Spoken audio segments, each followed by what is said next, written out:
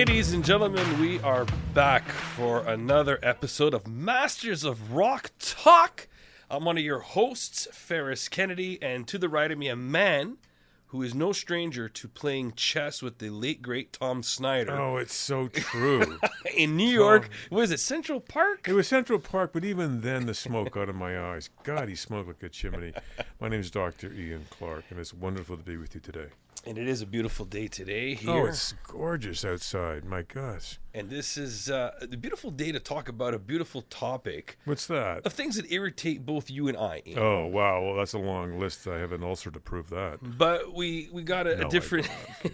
we have a different type of list that's going to irritate you. So this is basically 41 artists that Ian and I have combined together that are not in the Rock and Roll Hall of Fame in Cleveland. And that, to me, is just pure ignorance for the reason why these names are not in the Rock Hall. I don't care if you had an issue with them in the past, but if you don't like them, it doesn't matter. You just have to respect them. I'll use a sports analogy. As for those of you who know me from the show and in my personal life, I'm a huge Miami Dolphins fan. For 20 years, I've despised the New England Patriots and Tom Brady. Why? Yeah. Because he always won. And it left my Dolphins in second tier. Jeez, I wonder why. But just because I don't like the team and I wasn't a huge fan of their quarterback, I'm not going to deny the fact that he's got 7 Super Bowl championships. He is the GOAT. And he is going to go into the Football Hall of Fame. Oh, easy. And you can't deny him that. And as a fan of the game of football, I want him to go to the Hall of Fame because he did break barriers. And at age 45, he is still going. So let's revert back to classic rock. If you don't like them, it doesn't matter. But if they're still going and still producing music that people love, then so be it. They've earned their right. So... yeah, were they influential? Look, I can't tolerate Frank Zappa, but he was hugely influential. What can I say? Yeah. You can't. There's certain artists you can't tolerate. Certain athletes you can't tolerate. So I know a lot of people that do not like Tom Brady, but they're not going to say he doesn't belong. Of course he belongs. 7 Super Bowls, records, all over. I mean, you can't Come deny on. that. Yeah. And that's a perfect example I could give people. So, to all my people, fins up. And let's get on with the list. Well, and I'll preface it by saying, I'm not a big fan of the Rock and Roll Hall of Fame to begin with. Jan Wenner and Emmett Erdogan from formerly of Atlantic Records. But I can live with it. I'm okay. It's there. Ray Davies of the Kinks once said it's kind of a drag because rock and roll is not supposed to be respectable. I guess so. And I know it's commercial. But in the end, you don't have to... it's like the Oscars. You don't have to watch them. So in the end, it exists, and I'm okay with that. By the way, the actual Rock and Roll Hall of Fame Museum is excellent if you ever get a chance. So I need to go. And Ian and I were actually going to plan this. Yeah. We're going to go and record a show there. In Cleveland, yeah. Mm-hmm. And we'll even catch a Guardians game for some baseball. Guardians. Wow, Freudian slip there. I know, good for you. Yeah, Guardians game. So we'll look forward to that. Not the roller derby, by the way, the baseball team, okay? Just so you know. That could be interesting, too. Anyway, yeah, in other words, folks, these are bands that I may not be in love with. We each have about 20, 21 on our list, but they should be in this Rock and Roll Hall of Fame. Why they? Well, there's a number of reasons why they aren't. Some even haven't been nominated, let alone in the damn thing. So bear with us. You know what? You can also go to our site and we'll respond to your suggestions of who should be in there, who shouldn't. We're on Facebook. It's probably the easiest way to do it, right? We use the nomenclature Serious Rock Talk, and we can help you out that way. Why don't we kick it in? All right, so I'm going to start with one. Ian's going to continue with the other, back and forth. Okay. We're gonna bounce off one another. So obviously, everyone that knows me, Bryan Adams, he's not in the Rock and Roll Hall of Fame. And if you remember a New Year's Eve show from our other show, I need him to be on the list, the first ballot to get in there this year. So come on, Dave Grohl. Come on, Questlove. Come on, Flea. And what's the other guy? What's his name? Oh, I forget. I know the guy you mean. Art something. The guy that started this thing. Erdogan? I think Ahmet Erdogan's dead, but someone else has kicked in. Yeah. Well, has he even been nominated? So Adams? he's been eligible since 2005. He hasn't been nominated for the Rock good Hall. luck. Yeah. He's been surprisingly quiet about it. He almost found himself on stage for an induction ceremony in 2021 for Tina Turner, which he had the hit duet "It's Only Love," but unfortunately he ended up missing the event because he had tested positive for COVID.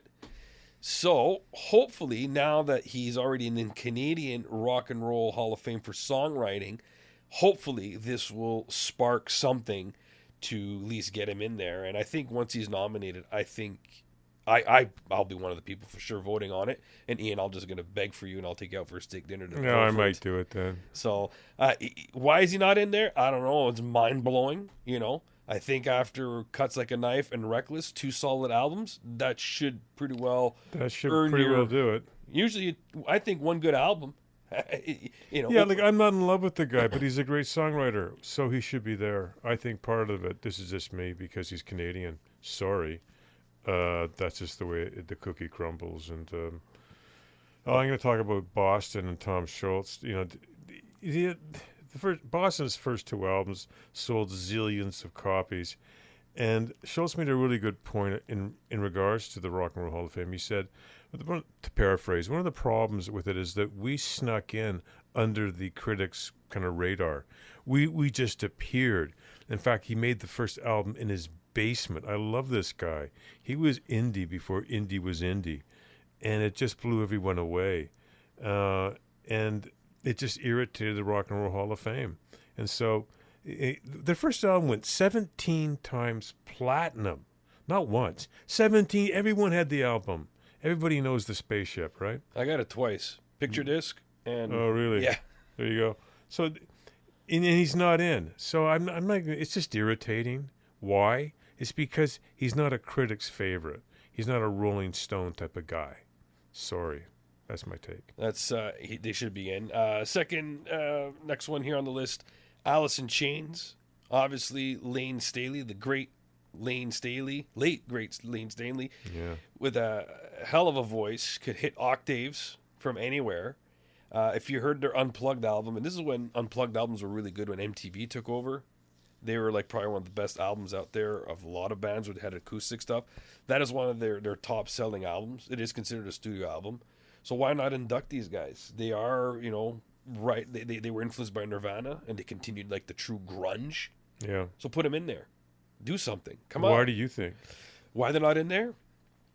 I don't know. For me, I think it's probably they don't fit that criteria of, we're looking more at this type of character. Okay. Lane Staley went to rehab 13 times, then he kicked the can because he couldn't. Yeah.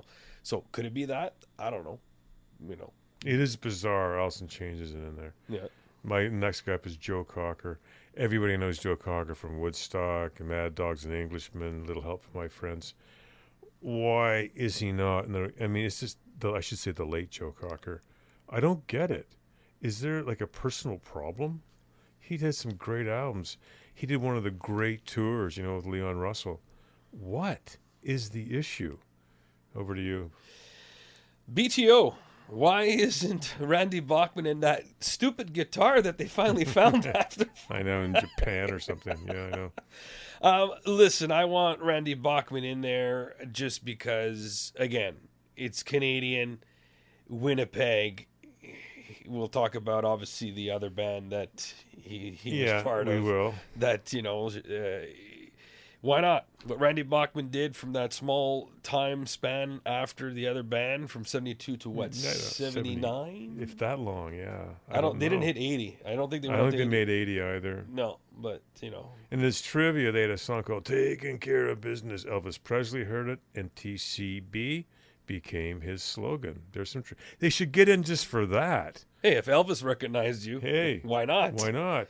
So BTO should be in there, but I think his friendship and history with someone else is the reason why he's probably not there. Maybe. Yeah. I'm not sure what happened. believe it or not, Crosby, Stills, Nash, and Young aren't in there. Crosby, Stills, and Nash are, and Young is separately. So I don't know. They did a few great albums. If you heard one of our former podcasts from Masters of Rock Talk, you'll know we speak a bit about David Crosby. They should definitely be in there. All I can think of is the organizers must think, well, they were in once, close enough. Young has been in too, even with Buffalo Springfield. So forget about it. So I'm a little easier on that one. I can take it easy. So Young's there twice. Crosby's there is twice.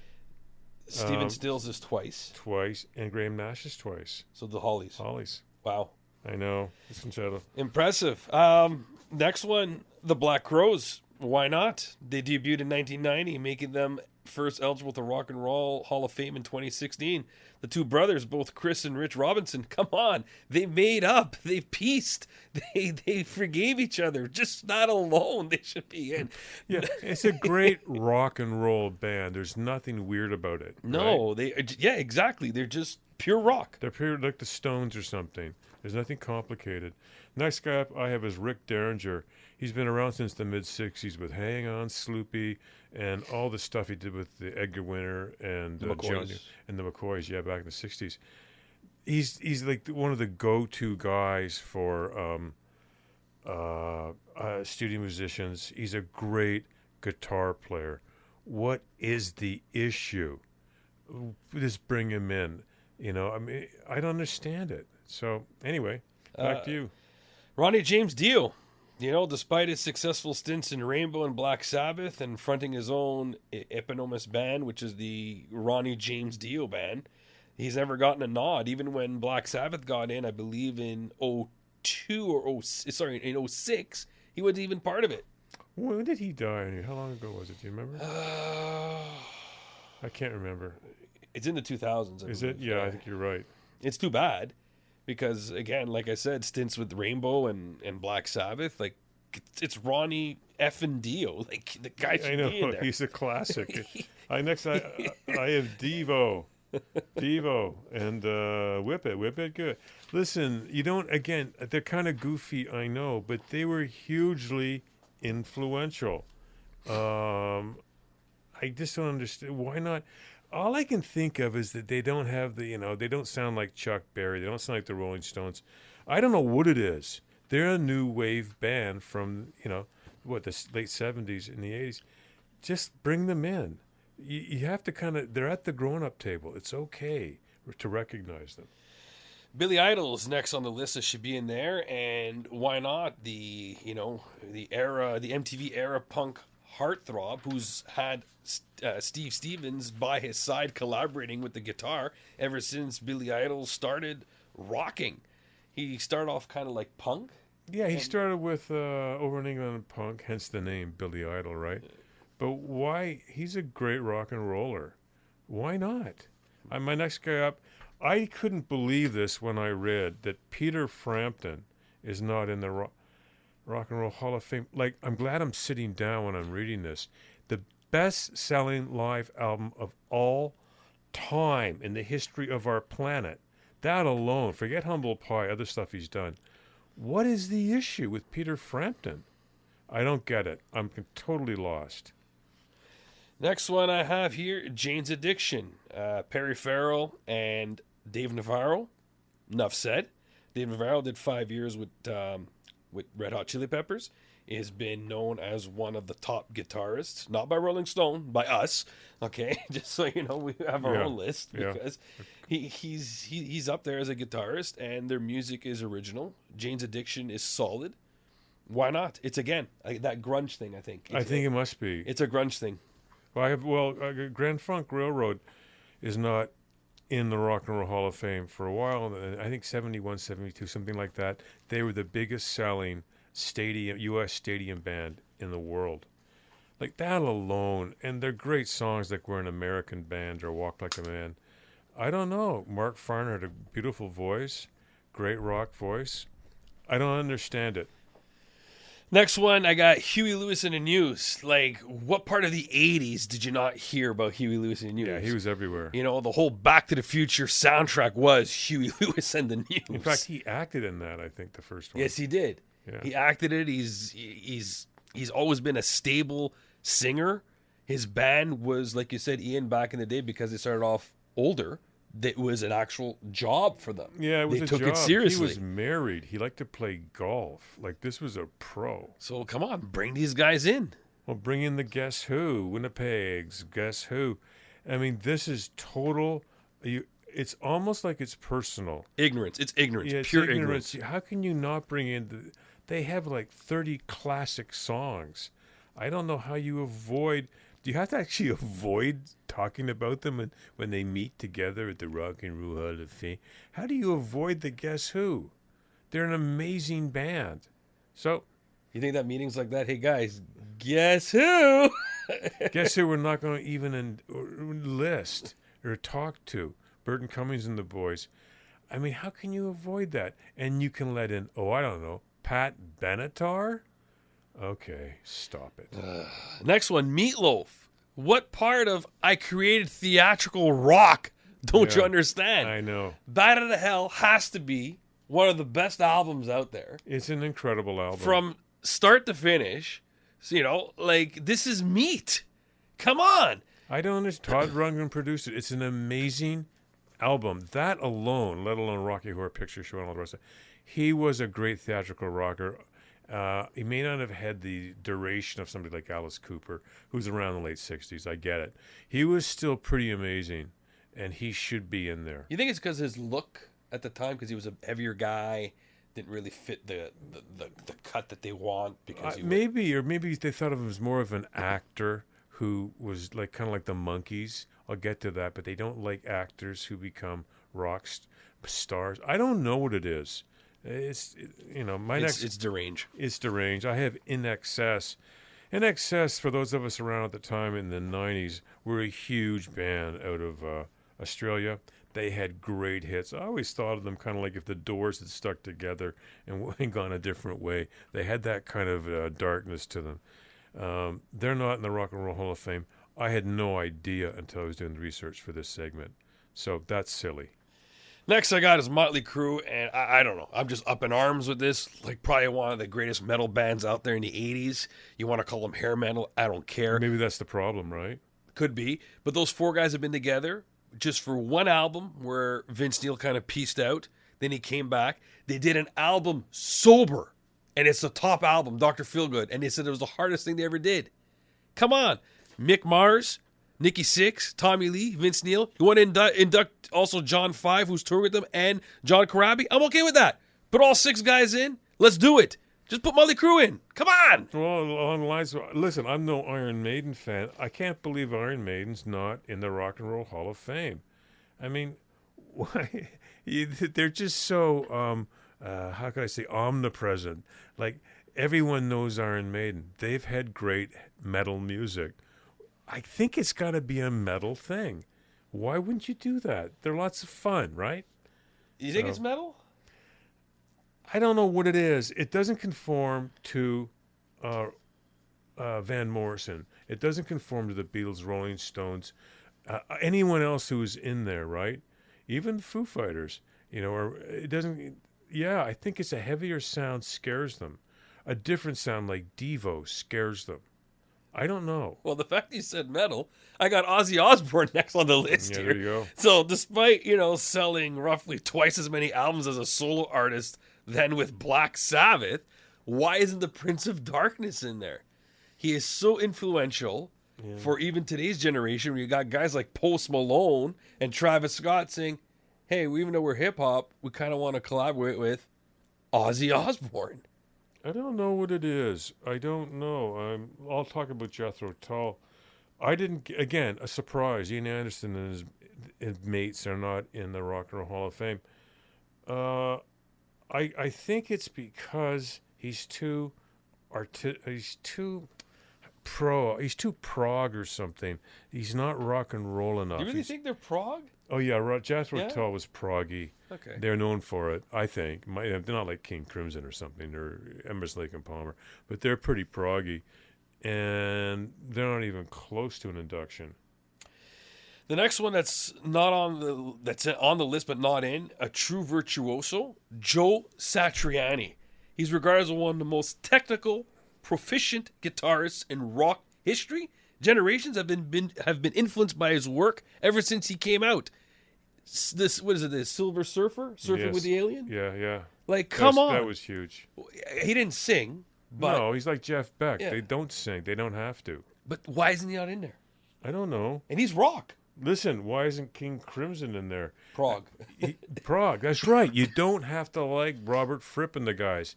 It doesn't matter. They've been around since, 69, according to the Crimson King. They're very influential. Isn't that part of Rock and Roll Hall of Fame mandate? Is influence? So that one's bothersome. Well, here, I think we're onto a pattern here because Nirvana's in the Rock and Roll Hall of Fame, and so is Pearl Jam. But yet, Soundgarden is not in the... That doesn't make any sense. Again, we're going to... It seems to be metal, prog, grunge. Yeah, maybe. So they figured, oh, no. We want to let in 2 guys, Nirvana and Pearl Jam, as grunge, and Foo Fighters because he was already there before anyways, which I have no issues with those 3 bands. I love them all. But why not Soundgarden? Yeah, if you get the other guy, I don't understand. Now, everyone knows Jan Wenner has a personal problem with the Monkees. The prefab four, whatever you want to call them. I love the Monkees. They have millions of followers. They're a great band. They had great songs, good entertainers. So what if they were picked out of for a TV show? A lot of bands are so-called prefab. In fact, half the boy bands on the radio now are prefab. So what? What an old man's criticism that they didn't bump into each other in an alleyway and form a band. You're living in some kind of weird movie. That's not the way things always work. The Monkees, now there's only one left out of the 4, were a great band. So anyway, they're not even close to an induction. Next one, going back to, I think we've on a pattern here, Steppenwolf. I know. Kind of. I don't get it. John Kay, created something unique. It's almost the sound of heavy metal. There's similarities on certain songs to Led Zeppelin. Similarities. Yeah, that's true. Okay, they're not Led Zeppelin, but for a Canadian band to produce some heavy metal and influence they had a movies, big influence, yeah. Artists, sure. Other Canadian artists. I bet you other Canadian artists are influenced by them already in the Rock and Hall of Fame, and these guys are still there waiting. I don't get it, and if it hasn't happened by now, it's probably not going to happen. Like Mott the Hoople. I didn't know Mott the Hoople wasn't. Ian Hunter's not in the Rock and Roll Hall of Fame. Is he in there alone though? No. Okay. He's just not in there, and I don't understand why that is. Hugely influential, Mott the Hoople. Well, Prague again, Supertramp. Yeah, that's bizarre to me. Roger Hodgson, and you guys have heard this in our previous shows, I always admitted, and Ian does not disagree, he's got one of the greatest voices out there. Yeah, it's great. It's unique. Rick Davies, excellent keyboard player. Yeah. I don't get it. And the compositions, like Crime of the Century, and all these, they're very strong writers. Breakfast in America, Crime of the Century, Crisis with Crisis. Like, there's 3 in a row.